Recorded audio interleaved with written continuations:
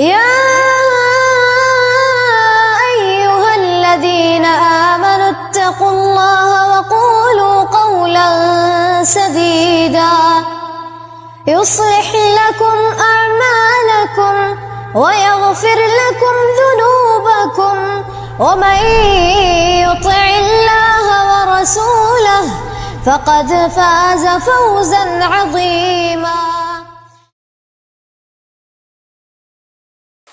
سورہ بقرہ کی 254 آیت نمبر آپ کے سامنے تلاوت کی گئی ہے۔ اللہ تبارک و تعالی نے اس آیت میں ارشاد فرمایا، اے وہ لوگوں جو ایمان لائے ہو، اس رزق میں سے خرچ کرو جو ہم نے تمہیں عطا کیا ہے، اس دن سے پہلے جس دن نہ کوئی تجارت ہوگی، نہ دوستی اور نہ ہی سفارش، اور کافر وہی ظالم ہے۔ اس آیت میں اللہ تبارک و تعالی نے اہل ایمان کو انفاق فی سبیل اللہ، یعنی اللہ تبارک و تعالی کی راہ میں صدقہ و خیرات کا حکم فرمایا۔ اللہ نے کہا، یا ایھا الذین آمنوا انفقوا مما رزقناکم، اے ایمان والو اس رزق میں سے خرچ کرو جو اللہ تبارک و تعالی نے تمہیں عطا فرمایا ہے۔ یہ رزق تمہاری ملکیت نہیں ہے، بلکہ اللہ کا تم پر احسان ہے، اس کا فضل ہے۔ اور اللہ تبارک و تعالی کا ایک احسان یہ بھی ہے کہ اللہ نے ہم سے سارا مال اور سارا رزق طلب نہیں کیا، بلکہ اس کے عطا کردہ مال سے اللہ نے کچھ مال ہم سے مانگا ہے۔ یہ ہماری آزمائش ہے، اور یہ بھی پلٹ کر ہم ہی پر آئے گا۔ حدیث قدسی میں نبی علیہ الصلوۃ والسلام کہتے ہیں کہ اللہ تبارک و تعالی نے ارشاد فرمایا، انفق یا ابن آدم انفق علیک، اے آدم کے بیٹے تم خرچ کرو، تم پر خرچ کیا جائے گا۔ تم جتنا دو گے اللہ کی جانب سے تمہیں اتنا ہی ملے گا۔ اور جو آدمی گن گن کر رکھے، ناپ تول کر ادخار کرتا رہے، تو اس کا رزق بھی اللہ کی جانب سے اسے اسی انداز میں ملا کرتا ہے۔ جیسا کہ اسماء رضی اللہ تعالیٰ عنہا راوی حدیث ہیں، آپ کہتی ہیں کہ نبی علیہ الصلوۃ والسلام نے مجھ سے کہا کہ لا توکی فیوکی علیک، کہ تول کر مت رکھا کرو، وگرنہ تمہیں بھی رزق تول کر ہی دیا جائے گا۔ تم جتنا تول کر، ماپ کر، گن گن کر رکھو گے، اللہ کی جانب سے تمہیں جو رزق ملنے والا ہے اس کی شکل بھی وہی ہوگی، اور جتنا تم ہاتھ کھول کر اللہ کی راہ میں خرچ کرو گے اتنا ہی تمہیں بدلہ دیا جائے گا۔ جیسا کہ اللہ نے آگے کی آیتوں میں بیان فرمایا، مثل الذین ينفقون اموالهم فی سبیل اللہ كمثل حبۃ انبتت 7 سنابل فی کل سنبلۃ 100 حبۃ واللہ یضاعف لمن یشاء۔ اللہ نے کہا ان لوگوں کی مثال جو اللہ کی راہ میں خرچ کرتے ہیں اس دانے کی سی ہے جسے زمین میں بو دیا جائے، اس سے ایک درخت نکلے اور اس درخت پر 7 پھل لگتے ہیں، اور ہر پھل پر اللہ تبارک و تعالی نے 100 دانے پیدا کر دیے، تو ایک دانے کے عوض 700۔ تو جو اللہ کی راہ میں خرچ کرے گا اس کی مثال اس دانے کی سی ہے جسے بو دینے کے بعد اللہ تبارک و تعالی 700 دانے عوض کے طور پر دیا کرتا ہے۔ حدیث میں عبیداللہ بن عباس بن عبد المطلب رضی اللہ تعالیٰ عنہ راوی حدیث ہیں، کہتے ہیں کہ نبی علیہ الصلوۃ والسلام نے ارشاد فرمایا، ان اللہ کتب الحسنات والسیئات فبین ذلک، اللہ تبارک و تعالی نے نیکیاں اور برائیاں دونوں کو لکھ دیا اور دونوں کو بیان بھی کر دیا۔ فمن ہم بحسنہ فلم يعملها كتب اللہ له حسنة کاملہ، اب جو آدمی نیکی کا ارادہ کرے لیکن استطاعت نہ ہونے کی وجہ سے وہ نیکی نہ کر سکے، تو اچھی نیت کی وجہ سے اللہ اس کے نامہ اعمال میں پوری ایک نیکی لکھے گا۔ ومن ہم بحسنہ فعاملها كتب اللہ له الى 10 امثالها الى 700 ضعف الى اضعاف کثیرہ، اور جو آدمی نیکی کا ارادہ کرے اور اس نیکی کو کر گزرے، اللہ تبارک و تعالی اس کے اس نیک عمل کی وجہ سے اس کی نیکی 1 سے لے کر 10 تک لکھا کرتا ہے، 10 سے لے کر 700 تک لکھا کرتا ہے، اور 700 سے بھی زیادہ اللہ تبارک و تعالی اس کی نیکیاں لکھ دیتا ہے۔ جتنی نیت اچھی ہوگی اس کی نیکیوں میں اسی قدر اضافہ ہوتا چلا جائے گا۔ اللہ نے کہا انفقوا مما رزقناکم، اللہ نے جو مال تمہیں دیا ہوا ہے اس مال سے خرچ کرو، اس پہ تمہارا کوئی اختیار نہیں، یہ اللہ تبارک و تعالیٰ کا احسان ہے۔ اللہ تبارک و تعالیٰ آزمائش کے طور پر اپنے احسان سے تم سے کچھ طلب کر رہا ہے، تمہیں اس امتحان میں کھرے اترنے کی ضرورت ہے۔ اور خرچ کب کرنا ہے تو اللہ نے آگے فرمایا کہ ان یأتی یوم، اس دن کے آنے سے پہلے خرچ کر دو۔ کون سا دن؟ تو دن کی وضاحت آگے آئی ہے، وہ قیامت کا دن ہے، اور ہماری قیامت ہمارے موت کے ساتھ شروع ہو جائے گی۔ جب ہم میں سے کسی انسان کی آنکھ بند ہو جائے اس کی قیامت وہیں سے شروع ہو جاتی ہے۔ وہ اچھا ہوگا اس کے ساتھ اچھے معاملات ہوں گے، جنت کا بچھونا ہوگا، جنت کی کھڑکی ہوگی، اور جو آدمی ہم میں سے برا ہو، جس کے اعمال اچھے نہ ہوں، اس کے ساتھ برے معاملات ہوں گے، جہنم کا بچھونا ہوگا، جہنم کی کھڑکی کھول دی جائے گی۔ تو ہم میں سے جس انسان کی آنکھ جب بند ہو جائے اسی وقت سے ہماری قیامت شروع ہو جاتی ہے۔ تو ہمیں اپنے موت سے پہل صدقہ کرنے کی ضرورت ہے، وگرنہ معاملہ کیا ہوگا؟ اللہ تبارک و تعالی نے ہماری حالت بیان کرتے ہوئے کہا یا ایھا الذین آمنوا انفقوا مما رزقناکم من قبل ان یأتی احدکم الموت فیقول رب لولا اخرتنی الی اجل قریب فاصدق واکن من الصالحین ولن یؤخر اللہ نفسا اذا جاء اجلها۔ اللہ نے فرمایا اے لوگو جو ایمان لائے ہو، انفقوا مما رزقناکم من قبل ان یأتی احدکم الموت، اس مال سے خرچ کرو جو اللہ نے تمہیں عطا فرمایا ہے۔ کب؟ تمہارے موت کے حاضر ہونے سے پہلے۔ تم میں سے کسی انسان کے پاس موت حاضر ہو، موت آ جائے، اس سے پہل تم صدقہ کر دیا کرو، وگرنہ کیا ہوگا؟ موت آ جائے گی، آدمی کہنے لگے گا الہ العالمین لولا اخرتنی الی اجل قریب، تھوڑی سی مہلت مل جاتی، فاصدق، صدقہ کرتا، واکن من الصالحین، نیکوکاروں میں سے ہو جاتا۔ لیکن اللہ کا جواب ہے کہ جب کسی کے پاس اس کی موت آ جاتی ہے تو ایک لمحے کی بھی مہلت نہیں دی جاتی، اس انسان کی تمنا رہ جاتی ہے، نہ وہ صدقہ کر سکتا ہے، نہ نیکوکاروں میں اپنا نام درج کروا سکتا ہے۔ تو اللہ نے فرمایا کہ موت کے آنے سے پہل تمہیں صدقہ کر دینا چاہیے۔ کس دن کے لیے صدقہ کر دینا چاہیے؟ اللہ نے کہا ایسے دن کے لیے صدقہ کرنا چاہیے جس دن کوئی تجارت نہیں ہے، یوم لا بیع فیہ، ایسے دن کے لیے صدقہ کرو جس دن تم مال و دولت دے کر اپنے آپ کو بچا نہیں سکتے۔ وہاں نہ تمہارا مال کام آئے گا، نہ تمہارا عہدہ کام آئے گا، نہ سونا اور چاندی کام آنے والا ہے، کوئی چیز وہاں پر کام نہیں آئے گی۔ اس دن کے آنے سے پہلے تمہیں اس دنیا میں ہی اپنی آخرت کا سودا کر لینا چاہیے۔ اس دن کا کیا معاملہ ہوگا؟ اللہ تبارک و تعالی نے بیان فرمایا ان الذین کفروا وماتوا وهم کفار فلن يقبل من احدهم ملء الارض ذهبا ولو افتدى به۔ اللہ نے فرمایا جو کفر کرنے والے ہیں اور حالت کفر میں مرنے والے ہیں، وہ کل قیامت کے دن زمین بھر مال یعنی سونا اللہ کی راہ میں دے دیں، فدیے کے طور پر دے دیں، تب بھی ان سے وہ چیز قبول نہیں کی جائے گی۔ اور ایک دوسری آیت میں اللہ نے کہا وَمِثْلَهُ مَعَهُ، زمین بھر سونا اور اتنا ہی سونا اگر وہ مزید دینا چاہیں تب بھی ان سے وہ سونا قبول نہیں کیا جائے گا۔ اس کے بالمقابل دنیا میں اللہ نے ہم سے تھوڑا سا مال طلب کیا ہے۔ آدمی اگر یہ تھوڑا سا مال طلب کرنے کے باوجود اسے ادا نہ کرے، کل قیامت کے دن زمین بھر سونا دینا چاہے اور اس کے بالمقابل اور اتنا ہی دینا چاہے، تب بھی اس کا دینا قیامت کے دن کوئی فائدہ پہنچانے والا نہیں ہے۔ اس کی وہ تجارت کل قیامت کے دن، اس کا وہ معاملہ اس کے کوئی کام آنے والا نہیں ہے۔ اللہ تبارک و تعالی نے اسی بات کا حکم دیا کہ اس دن کے آنے سے پہلے تمہیں صدقہ کرنا چاہیے۔ اس دن نہ کوئی تجارت ہوگی ولا خلہ، نہ کوئی دوستی ہوگی، کوئی دوست تمہاری مدد کے لیے حاضر نہیں ہوگا۔ دنیا میں اگر کوئی پریشانی تمہیں پہنچ جائے، 1 سے 4 لوگ تمہاری خیریت کے لیے آ جاتے ہیں، مدد کے لیے آ جاتے ہیں، تمہارا ہاتھ بٹا دیتے ہیں، لیکن قیامت کا دن ایسا نہیں ہوگا۔ جب سور میں پھونک دیا جائے گا تو کسی کو کسی کی فکر نہیں ہوگی. اللہ نے ارشاد فرمایا فَإِذَا نُفِخَ فِي الصُّورِ فَلَا أَنْسَابَ بَيْنَهُمْ يَوْمَئِذٍ وَلَا يَتَسَاءَلُونَ. جب سور میں پھونک دیا جائے کوئی نسب کا آپس میں تعلق نہیں رہ جاتا، ہر کوئی ایک دوسرے کے لیے پرایا ہو جاتا ہے، کوئی ایک دوسرے سے سوال نہیں کرتا.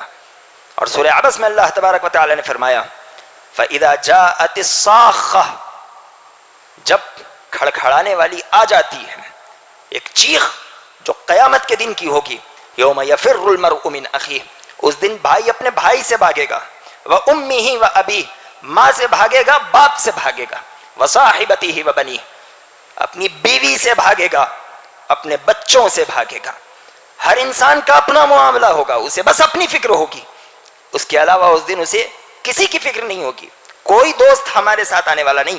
دوست تو دوست، وہ دن اس قدر خطرناک ہوگا کہ دودھ پلاتی ماں اپنے بچے کو چھوڑ کر چلی جائے گی، اسے اپنے بچوں کی فکر نہیں ہوگی. اس دنیا میں سب سے گہرا رشتہ اور سب سے گہرا تعلق ماں اور بیٹے کا مانا جاتا ہے، لیکن قیامت کی سور پھونکے جانے کے بعد ماں کو اپنے بچے کی فکر نہیں ہوگی. سورہ حج کی شروع کی آیتوں میں اللہ تبارک و تعالی نے کہا یا ایھا الناس اتقوا ربکم ان زلزلۃ الساعۃ شیء عظیم یوم ترونها تذهل كل مرضعة عما ارضعت وتضع كل ذات حمل حملها وترى الناس سكارى وما هم بسكارى ولكن عذاب الله شدید.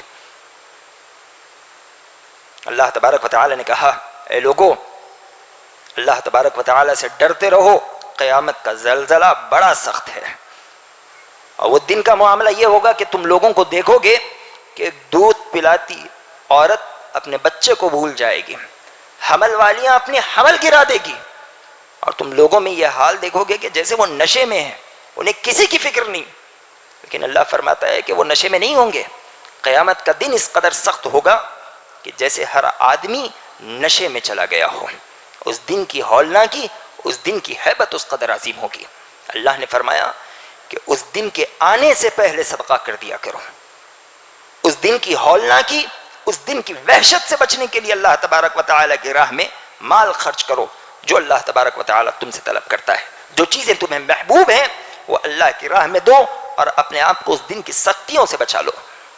اس دن کی مزید سختیاں ہیں. سورہ کوثرت میں اللہ نے فرمایا اذا الشمس کوثرت واذا النجوم انکدرت، کہ سورج بے نور ہو جائے گا، ستارے بے نور ہو جائیں گے.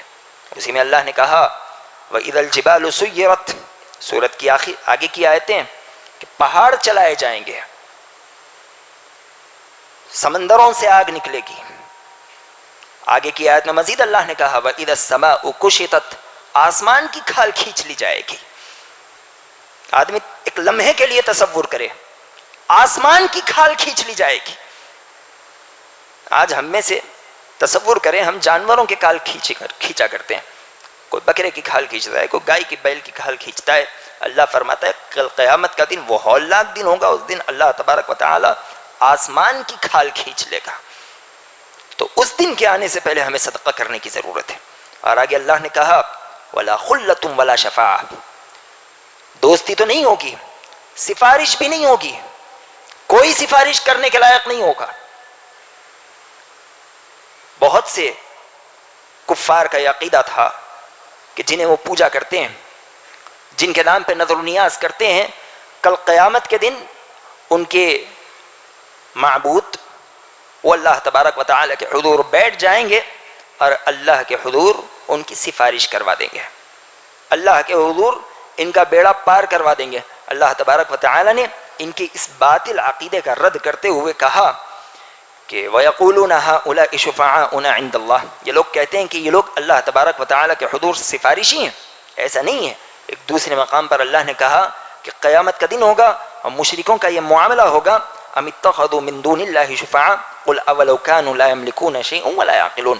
اللہ نے کہا کہ تم یہ کہتے ہو کہ یہ لوگ اللہ تبارک و تعالی کے حضور سفارشی ہیں. قل اولو كانوا لا يملكون شيئا، ان سے کہو کہ کسی چیز کے مالک نہیں ہیں، سفارشی کیسے ہو سکتے ہیں؟ سفارشی ہونا تو بہت دور کی بات ہے، مالک ہونا بھی بہت دور کی بات ہے. انہیں تو عقل تک نہیں ہے، کب اٹھائے جائیں گے انہیں اس بات کا بھی پتہ نہیں ہے. اور ایک دوسرے مقام پر اللہ تبارک و تعالی نے کہا من ذا الذی یشفع عنده الا باذنہ، کون ہے جو اللہ کی اجازت کے بغیر اللہ کے حضور سفارش کر سکے؟ کس کے اندر اتنی مجال ہے کہ اللہ کے حضور کھڑے ہو جائے، اللہ تبارک و تعالیٰ سے بحث و تکرار کرے اور اپنے ماننے والوں کو کھینچ کر جنت میں داخل کروا دے؟ وہ کل قیامت کا دن ہوگا اور اللہ تبارک و تعالیٰ کا جلال ہوگا، اس کی ہیبت ہوگی، انبیاء علیہم السلام اس کے سامنے کانپ رہے ہوں گے۔ ایک روایت اس سے پہلے بھی ہم نے آپ کے سامنے پیش کی، قیامت کا دن ہوگا، جہنم میدان محشر میں لائی جائے گی۔ نبی علیہ السلام کہتے ہیں کہ جہنم کے منہ پر 70,000 لگامیں ہوں گی، ہر لگام پر 70,000 فرشتے ہوں گے۔ جہنم آگے بڑھ رہی ہوگی، فرشتے جہنم کی لگام پکڑ کر کھینچ رہے ہوں گے، اور جہنم جہنمیوں کو دیکھ کر ایسی چنگارے مارے گی، ایسی چیخیں مارے گی گویا کہ وہ پھٹ جائے، اور جب وہ غیظ و غضب میں ہوگی اور جہنمیوں کو دیکھے گی تو ایسی جھڑجھوری لے گی، غصے سے ایسی کپکپی جہنم پر طاری ہوگی کہ میدان محشر میں جتنے لوگ ہیں سارے کے سارے گر پڑیں گے۔ نبی علیہ السلام کہتے ہیں کہ ابراہیم علیہ السلام گھٹنوں کے بل بیٹھ جائیں گے اور اللہ تبارک و تعالی سے کہیں گے الہ العالمین آج کے دن مجھے بس اس جہنم سے بچا لے، میں کسی اور کا سوال نہیں کرتا، نہ باپ کا سوال ہے نہ بیٹے کا سوال ہے، مجھے اس جہنم سے بچا لے۔ وہ ہیبتناک دن ہوگا، انبیاء فرشتے خاموش ہوں گے جو کبھی گناہ کا تصور نہیں کر سکتے، وہ اللہ تبارک و تعالیٰ کے حضور گفتگو کی قدرت نہیں رکھیں گے۔ اللہ نے کہا لا یتکلمون، کوئی بات نہیں کر سکے گا۔ یوم یقوم الروح والملائکۃ صفا، جبریل علیہ السلام دوسرے تمام فرشتے صف بنائے کھڑے ہوں گے، لا یتکلمون الا من اذن له الرحمن، کوئی بات نہیں کر سکے گا جب تک اللہ تبارک و تعالیٰ کی اجازت نہ ہو۔ سب ڈرتے ہوں گے، اللہ کی اس قدر ہیبت ہے، اللہ کا جتنا جلال ہے، کہاں اللہ تبارک و تعالیٰ ہمارے خلاف فیصلہ نہ کر دے۔ ہم کہتے ہیں کوئی بھی آئے گا دامن پکڑ لو، وہ ہمیں پار کروا دے گا، ہمارا بیڑا نکلوا دے گا، جنت میں داخل کروا دے گا۔ ان لوگوں نے اللہ تبارک و تعالیٰ کی عدالت کو مذاق سمجھ رکھا ہے۔ اللہ نے کہا من ذا الذی یشفع عندہ الا باذنہ، کون ہے جو اللہ کی اجازت کے بغیر اللہ کے حضور سفارش کر سکے؟ ابراہیم علیہ السلام کی سفارش رد ہو جائے گی، ان کے باپ کو ان کے سامنے کھینچ کر جہنم میں ڈال دیا جائے گا۔ ابو الانبیاء ہیں، اولو العزم میں سے ہیں، کیا ہمارے پیروں کی، ہمارے اولیاؤں کی سفارش ابراہیم علیہ السلام سے زیادہ بہتر ہو گئی کہ وہ ایسے ہی جہنم میں سے نکال کر جنت میں داخل کروا دیں گے؟ یاد رکھیں سفارش 2 شرطوں پر ہوگی۔ سفارش کے 2 شرائط ہیں۔ سفارش کی پہلی شرط یہ ہے کہ جو سفارش کرنے والا ہو اللہ تبارک و تعالی اس سے راضی ہو۔ اللہ نے کہا الا باذنہ، اللہ کی اجازت ہوگی سفارش ہوگی، اجازت نہیں ہوگی کسی کو بولنے کا حق نہیں ہوگا۔ اور دوسرا جس کے حق میں سفارش کی جا رہی ہو اللہ تبارک و تعالی اس سے بھی راضی ہو۔ اللہ نے کہا وَلَا يَشْفَعُونَ إِلَّا لِمَنِ ارْتَضَىٰ وَهُمْ مِنْ خَشْيَتِهِ مُشْفِقُونَ، وہ کسی کی سفارش نہیں کریں گے سوائے اس کی جس سے اللہ راضی ہو۔ اور سفارش کرتے وقت لوگوں کا کیا معاملہ ہوگا، چاہے وہ انبیاء ہوں، چاہے صالحین ہوں، چاہے فرشتے ہوں۔ اللہ نے کہا وَهُمْ مِنْ خَشْيَتِهِ مُشْفِقُونَ، سفارش تو کر رہے ہوں گے لیکن اللہ تبارک و تعالی کی ہیبت ان پر طاری ہوگی۔ سفارش کرتے ہوئے انبیاء، صالحین، شہداء، صدیقین اور یہ فرشتے سب کے سب اللہ تبارک و تعالی سے ڈر رہے ہوں گے۔ اور یہ سفارش کون کرے گا، کس کے حق میں کرے گا؟ تو وہ اہل توحید ہی سفارش کریں گے اور اہل توحید ہی کے حق میں سفارش کریں گے۔ اگر کسی کے پاس توحید نہ ہو نہ وہ سفارش کر سکے گا نہ اس کی سفارش کی جا سکے گی۔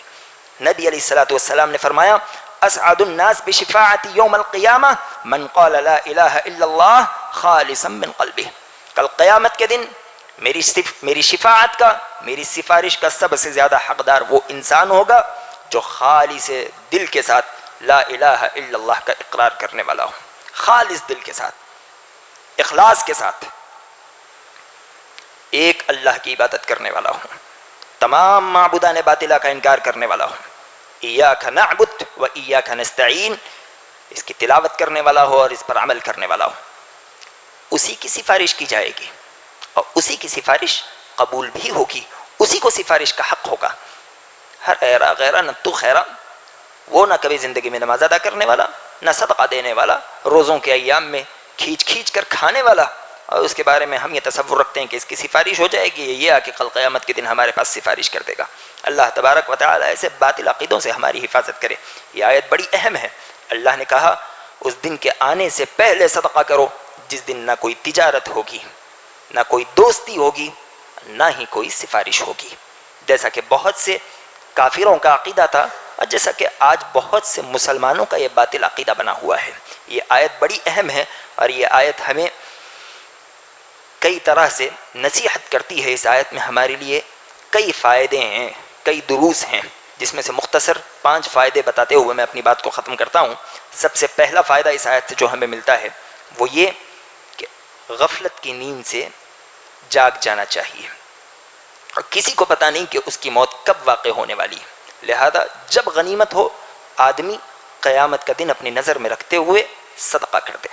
اور دوسری بات کہ اللہ تبارک و تعالیٰ کی نعمتوں کا آدمی اقرار کرے. اللہ نے صرف ہمیں پیدا کر کے ایسے ہی نہیں چھوڑ دیا، بلکہ اس نے ہم پر اپنی نعمتوں کو نچھاور کر دیا، رزق کے طور پر، رشتہ داریوں کے طور پر، صحت کے طور پر، اور ہمارے بدن کے طور پر. اور اس کے ساتھ ساتھ اللہ تبارک و تعالیٰ نے سب سے بڑی نعمت ہمیں دین سے نوازا. تو ان نعمتوں کے اقرار میں ہمیں صدقہ و خیرات کرنے کی ضرورت ہے. اسی طرح ایک اور بات کہ اللہ تبارک و تعالیٰ کی رحمت کس قدر عظیم ہے. ہمیں پیدا اس نے کیا، اس نے بڑا کیا، وہی پال رہا ہے. ہمارے پاس جو کچھ ہے وہی اس کا مالک ہے، لیکن اس کے باوجود اس نے ہم سے سارا مال طلب نہیں کیا، بلکہ اس نے کہا مما رزقناکم، ہم نے جو دیا اس میں سے کچھ دو. یہ اللہ تبارک و تعالیٰ کی عظیم رحمت ہے. اسی طرح ایک اور بات کہ اللہ تبارک و تعالیٰ کی خالص عبادت ہو. جو کچھ ہم خرچ کریں صرف اور صرف اللہ کے لیے خرچ کریں، اور یہی وہ چیزیں ہیں اور یہی وہ تعلقات ہوں گے جو اللہ کے لیے ہوں گے کل قیامت کے دن برقرار رہنے والے ہیں. جو صدقہ اللہ کے لیے نہ ہو ایسے ہی آدمی خرچ کر دے، جو بھی مال آدمی ایسے ہی خرچ کرے یا جس سے بھی وہ تعلق رکھے اللہ کے لیے نہ رکھے، تو نہ ایسا مال اور نہ ہی ایسا تعلق کل قیامت کے دن ہمیں فائدہ پہنچائے گا. جو تعلق اللہ کے لیے ہوگا، جو خرچ اللہ کے لیے ہوگا، وہ چیزیں کل قیامت کے دن ہمیں فائدہ پہنچانے والی ہیں. جیسا کہ نبی علیہ الصلوۃ نے بھی فرمایا کہ اذا مات الانسان انقطع عنه عمله الا من ثلاث، جب آدمی مر جاتا ہے تو اس کا عمل اس سے کٹ جاتا ہے سوائے 3 چیزوں کے. ولد صالح يدعو له، آدمی تو مر جاتا ہے لیکن نیک اولاد اس کے حق میں دعا کرتی ہے، اس کا نام اعمال بڑھتے رہتا ہے. تو ہمیں مرنے کے بعد کی بھی فکر کرنی چاہیے اور اپنی اولاد کو ہمیں زندہ رکھنے کا طریقہ سکھانا چاہیے. اور اس کے بعد نبی علیہ السلام نے کہا وصدقۃ جاریہ، صدقہ جاریہ، ایسا صدقہ جو جاری رہنے والا ہو، آدمی کے نام اعمال میں اضافہ کرے گا. اور اسی طرح نبی علیہ السلام نے کہا اور ایسا علم جس سے لوگ فائدہ اٹھاتے رہتے ہوں. یہ 3 چیزیں ہیں جو آدمی کے مرنے کے بعد بھی آدمی کو فائدہ پہنچاتی ہے. اسی طرح ایک اور بات کا نبی علیہ السلام اس آیت میں ہمیں درس ملتا ہے، وہ یہ کہ صدقہ و خیرات جو آدمی کرے وہ ایک تو جلد از جلد کرے، دوسرا یہ کہ وہ اس کے مصارف دیکھ کر کرے. ایسا نہیں کہ آدمی کو جو مصرف مل جائے وہ وہیں پر سالہ مال خرچ کر دیں، بلکہ مال خرچ کرنے کے بھی مصارف ہیں. انشاءاللہ آگے دروس میں اس پر ہم تفصیلی گفتگو کریں گے، لیکن آج یہاں تک بات یاد رکھیں کہ جہاں بھی ہم مال خرچ کریں گے احتیاط کے ساتھ خرچ کریں گے اور مصرف دیکھ کر خرچ کریں گے. حتیٰ کہ زکوٰۃ کے معاملے میں بھی اللہ تبارک و تعالیٰ نے مصارف بیان کر دیے کہ زکوٰۃ کا مال ہے لیکن تم اپنی منمانی جہاں چاہے وہاں خرچ نہیں کر سکتے، بلکہ اللہ تبارک و تعالیٰ نے 8 مقامات تمہیں بتائے ہیں، 8 مقامات پر تم مال خرچ کرو. اسی طرح ہمارے جو صدقات و خیرات ہوں گے اس کے بھی کچھ مصارف ہیں، اور اس کے سب سے زیادہ حقدار ہمارے قریبی لوگ ہیں، پھر اس کے بعد غربا ہے، مساکین ہیں. آگے چل کر ہم اس پر تفصیلی گفتگو کریں گے. دعا ہے الہ العالمین جو باتیں کہی گئی ہیں سمجھتے ہوئے اس پر عمل کرنے والا بنا. آمین. وآخر دعوانا الحمد للہ رب العالمین، والسلام علیکم ورحمۃ اللہ وبرکاتہ.